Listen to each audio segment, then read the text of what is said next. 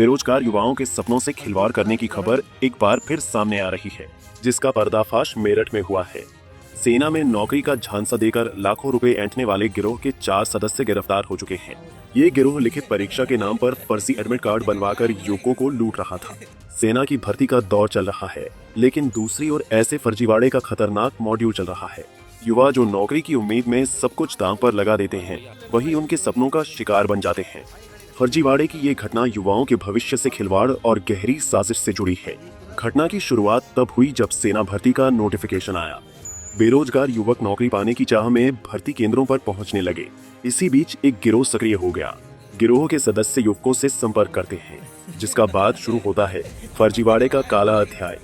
लिखित परीक्षा पास करवाने के नाम पर धीरे धीरे पैसा ऐंठना शुरू हो जाता है। युवकों को फर्जी एडमिट कार्ड दिया जाता है। इसके बदले कई युवकों ने पैसे दिए, लेकिन परीक्षा के दिन जब एडमिट कार्ड काम नहीं किया तो युवक समझ गए कि ठगे गए हैं। पूरी घटना का खुलासा तक हुआ जब सेना इंटेलिजेंस को गिरोह की जानकारी मिली। सूचना मिलते ही पुलिस हरकत में आई। 4 सदस्यों को दबोच लिया गया। उनके कब्जे से फर्जी एडमिट कार्ड, मोबाइल, नकदी और अन्य सबूत बरामद हुए। थाना सदर बाजार पुलिस को सूचना प्राप्त हुई थी आर्मी इंटेलिजेंस से कि कुछ लोग फर्जी एडमिट कार्ड के साथ देखे गए हैं और उनका जो अभी प्रेजेंट में जो चल रहा था एग्ज़ाम, उसमें इनका डेटा नहीं है। इस सूचना के आधार पर हमारे जो सीओ कैंट हैं वो मौके पर पहुंची और वहाँ लोकल पुलिस पहुंची और वहाँ पूछताछ की गई। उसमें कुल 14 लोग पाए गए थे जिनके पास ये फर्जी एडमिट कार्ड मिले थे।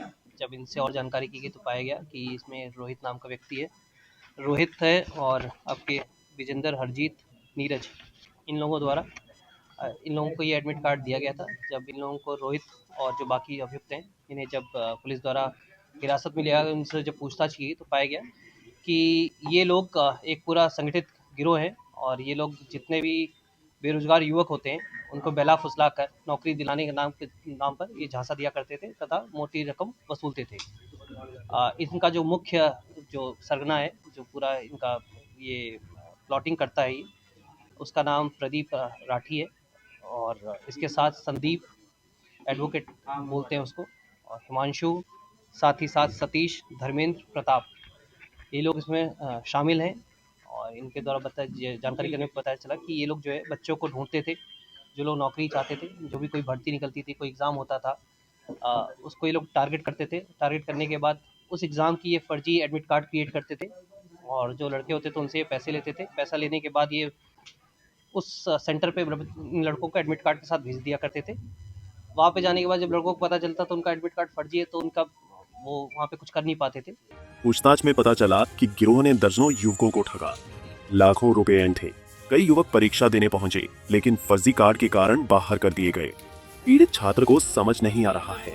नौकरी की उम्मीद में सब कुछ दांव पर लगा दिया, लेकिन ठग गए। ये घटना कई सवाल खड़े करती है। सेना भर्ती के नाम पर ठगी का खेल क्यों चल रहा है? फर्जी एडमिट कार्ड कैसे बन रहे हैं? युवकों को झांसा देकर लूटने वाले गिरोह कितने और हैं?